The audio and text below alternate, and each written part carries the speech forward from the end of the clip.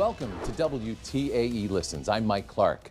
This morning we take a look at an iconic company, not just here in Pittsburgh, but around the world. U.S. Steel, founded along our three rivers, has made a huge global impact. Now ownership could be heading overseas. But what does that mean for the Steel City?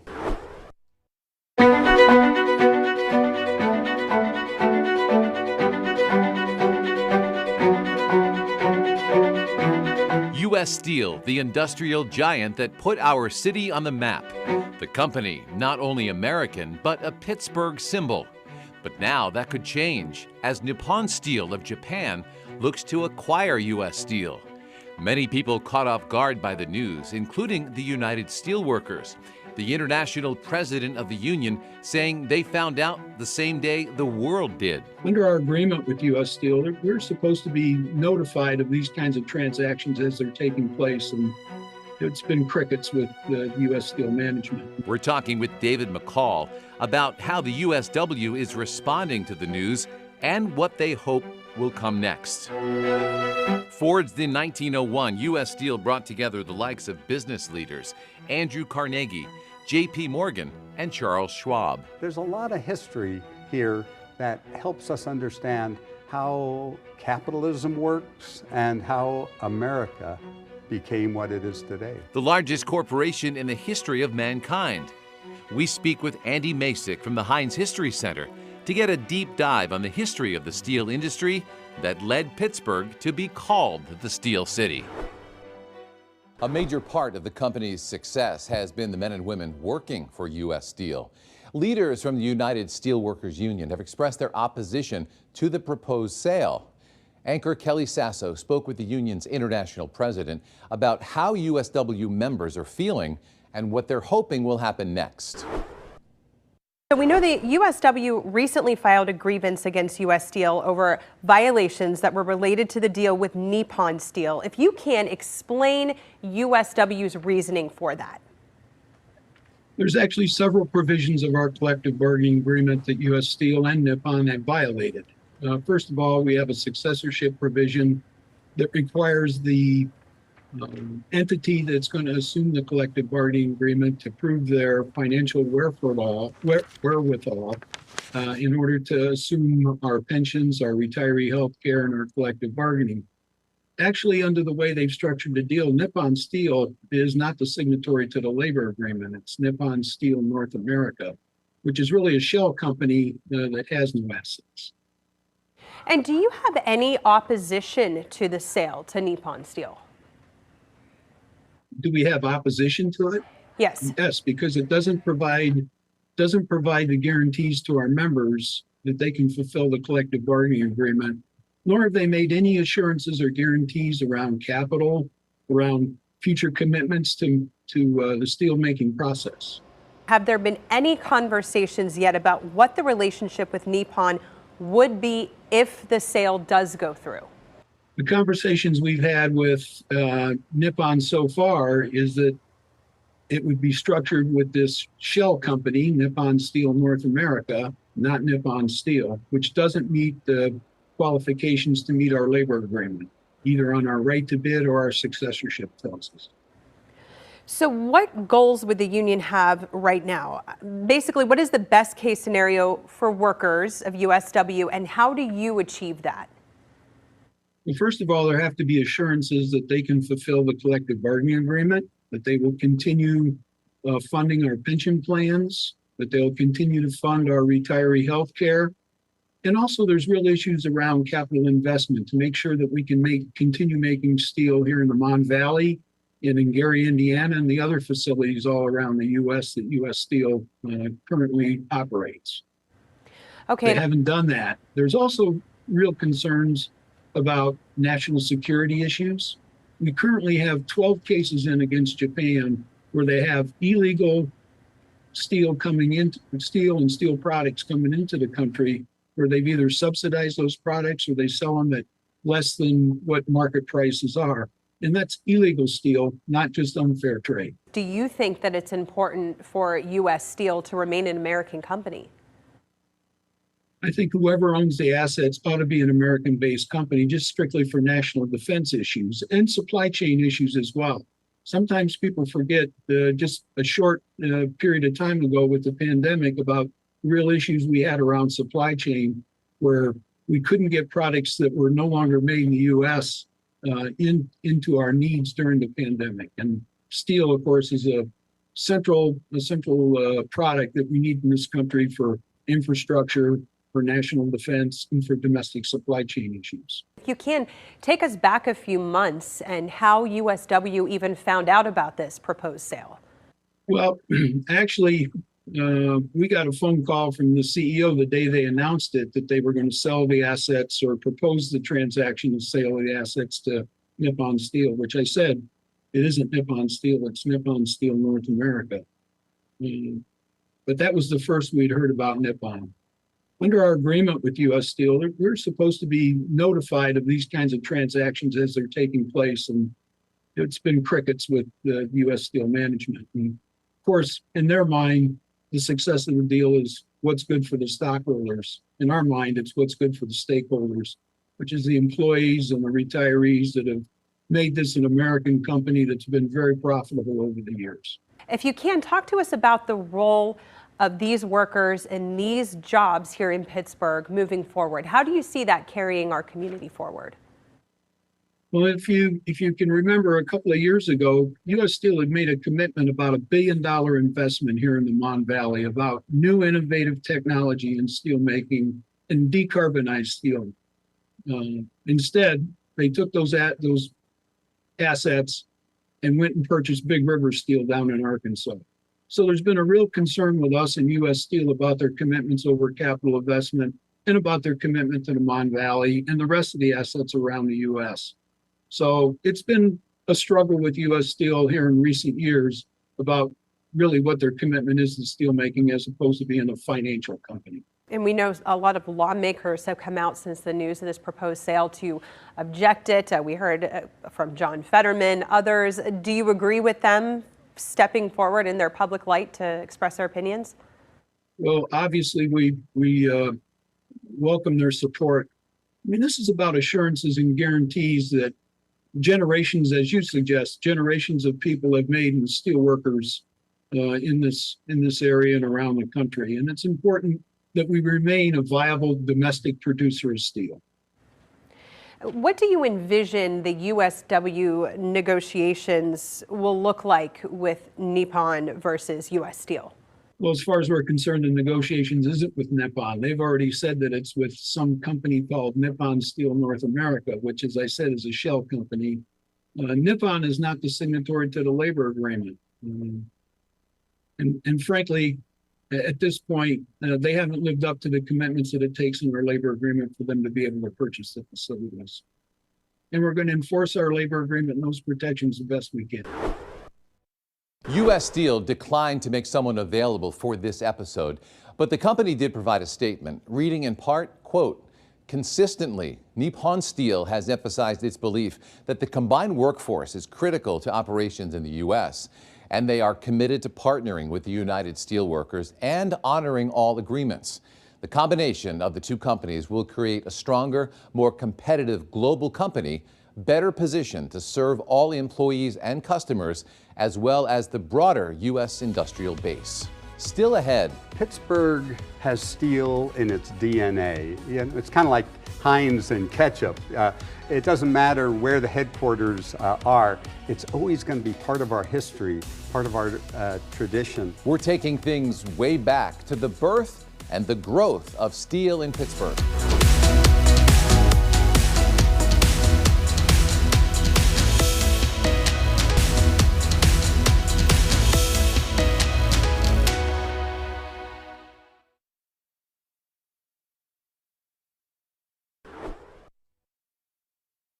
Welcome back. To truly understand how important U.S. Steel has been to the city of Pittsburgh, I spoke with Andy Masek from the Heinz History Center. He gives us details on the rich history, the company's global impact, and what he believes a new owner could mean for the city. What makes Pittsburgh so special when you look way back then? I know it's geography, but it has to be so much more than just geography. Well, in the very early years, Pittsburgh was the gateway to the West. It was the rivers that converged here that brought people. And the industry that was established here at first was really to supply those westering immigrants who were heading west. And so I think that it was a logical place for industry to begin. And the first industry was glass. This was a glass-making city. And then iron. There was natural ore and coal deposits here that made it logical. You could move this heavy stuff on barges. And the steamboat industry was really born here at the confluence of these three rivers. But by the time of the Civil War, it was steel. And it was steel because, well, the war needed steel. Pittsburgh became the arsenal of the Union and produced more cannons than all the other mills and factories around the country put together. There were other river cities in America. What made Pittsburgh stand out so much? A lot of people say it had to be the people, the strong people who came to Pittsburgh seeking an opportunity, and they found it with jobs. There is something about river cities that breed a kind of independent, spirited person.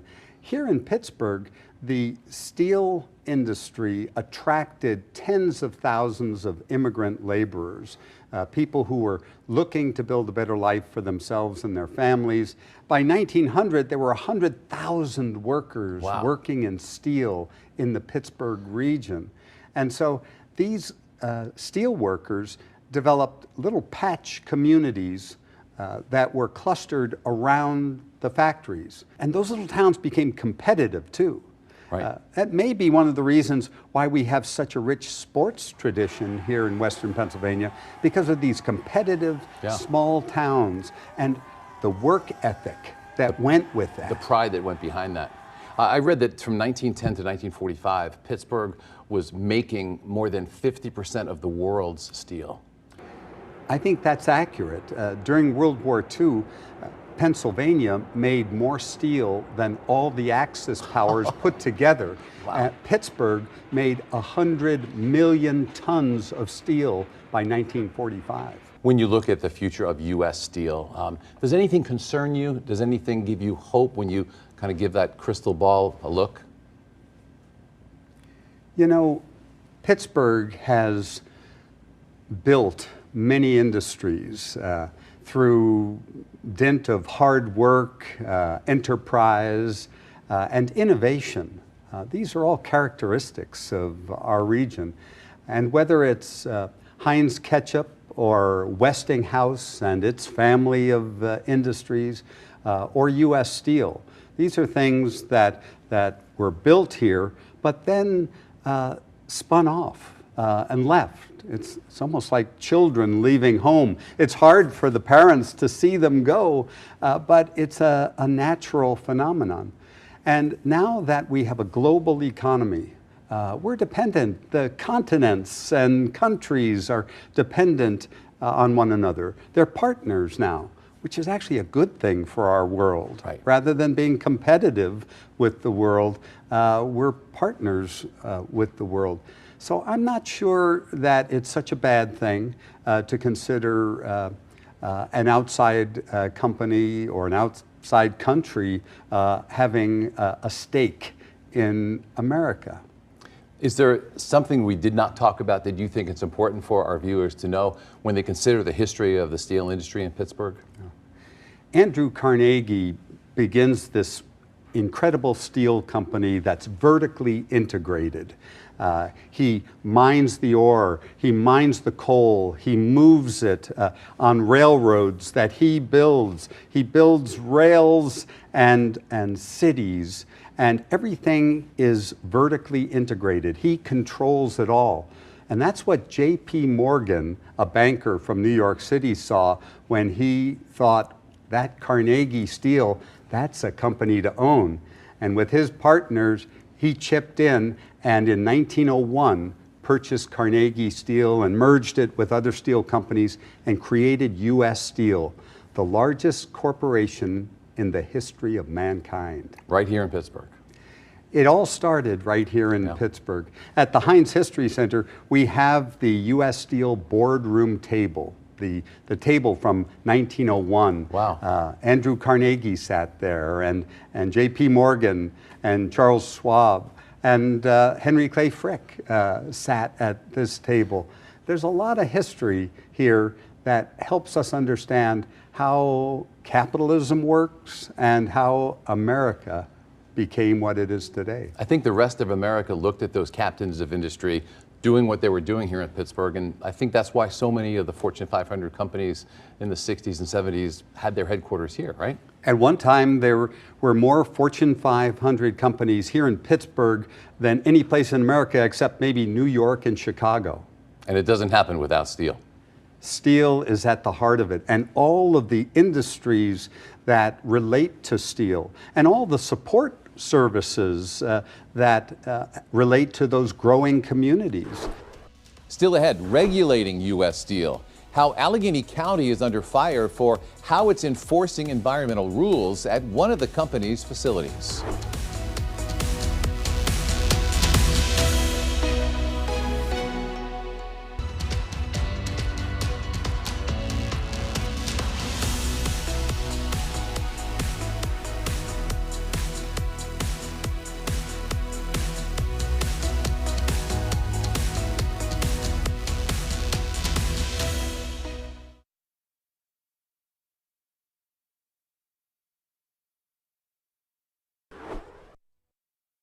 Welcome back. For years, U.S. Steel has been under fire for environmental concerns at some of its facilities, especially at the Clairton Coke Works. Right now, the Allegheny County Health Department is in the process of issuing a new operating permit for the facility after the EPA stepped in and required the county to make some changes. The county had issued an operating permit for the Clairton Coke Works in November of 2022. Then last March, activists petitioned the EPA.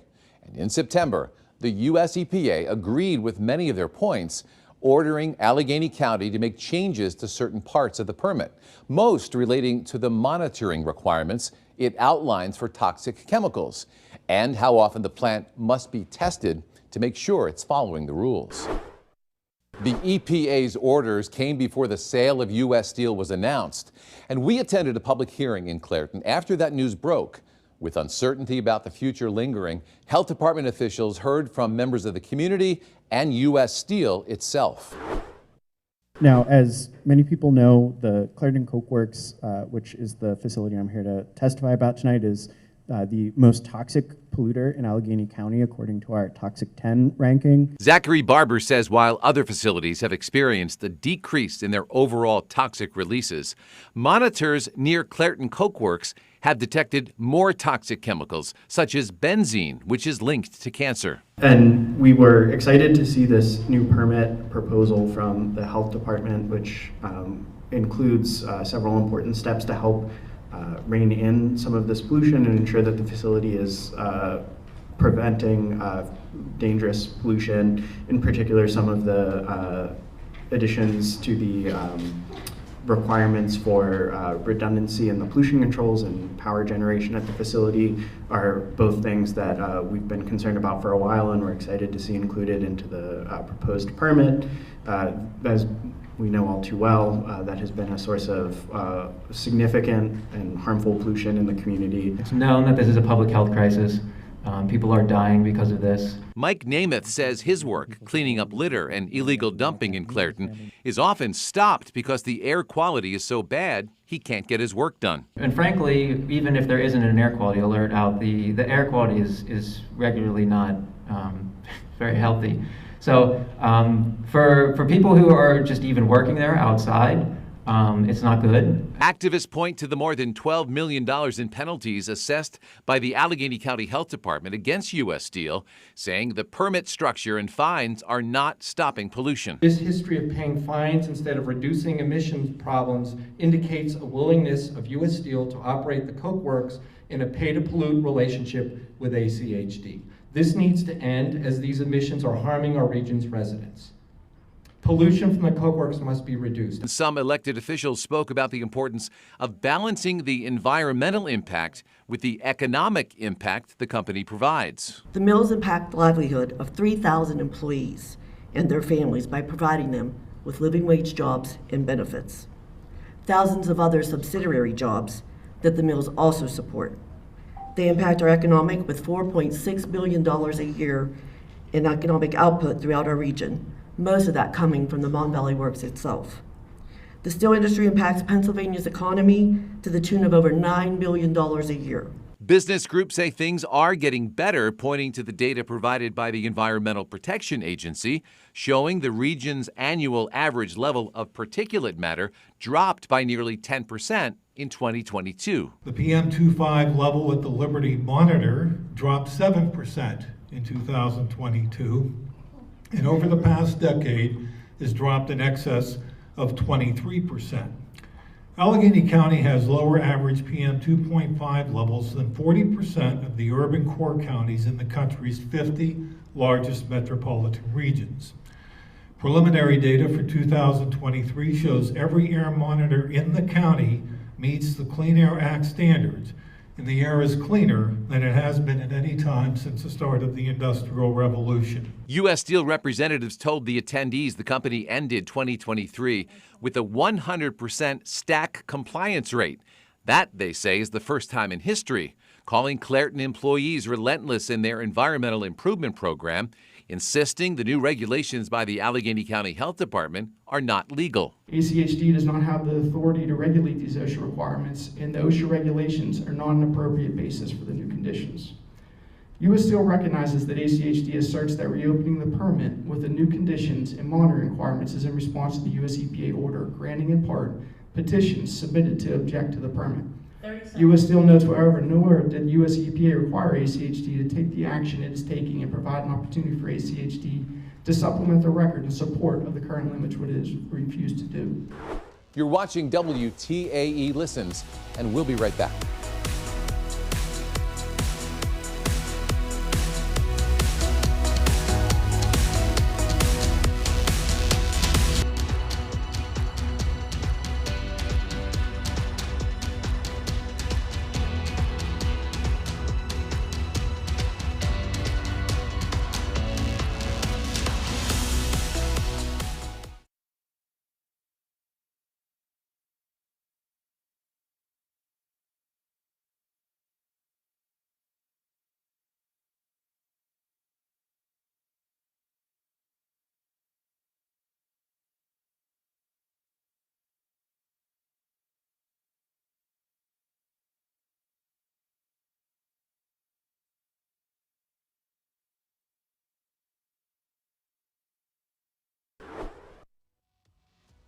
Welcome back. No matter where you live here in the Pittsburgh area, we want to hear from you.